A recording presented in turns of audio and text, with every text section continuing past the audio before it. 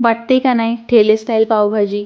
चला तर मग बघूयात कशी बनवायची ही ठेले स्टाईल पावभाजी, अगदी चमचमीत आणि हेल्दी. तर इथं काय करायचं माहिती आहे, कुकरमध्ये 3-4 साल काढलेले बटाटे, त्यानंतर 1 वाटी बीट, 1 वाटी गाजर, 1 वाटी फ्लॉवर, 1 वाटी ढोबळी मिरची आणि 1 वाटी वाटाणा ॲड करायचा. पाणी टाकायचं, थोडंसं मीठ टाकायचं आणि 3-4 शिट्ट्या काढून घ्यायच्या. कढईत बटर टाकून चॉप केलेला कांदा टाकायचा, लालसर आता परतून घ्यायचा. त्यानंतर त्यात आलं लसूण पेस्ट घालायची, नंतर चॉप केलेले टोमॅटोज ॲड करायचे, मस्तपैकी परतून घ्यायचे.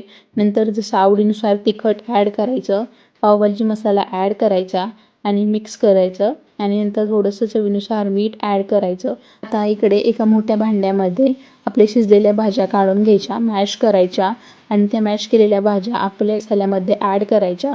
एक 3-4 मिनटं अशा शिजवून घ्यायच्या कमी आचेवरती. त्यानंतर यात बटर ॲड करायचं, कोथिंबीर ॲड करायची आणि पाव गरम करून घ्यायचे. मी बटरमध्येच पाव गरम करते मोस्टली.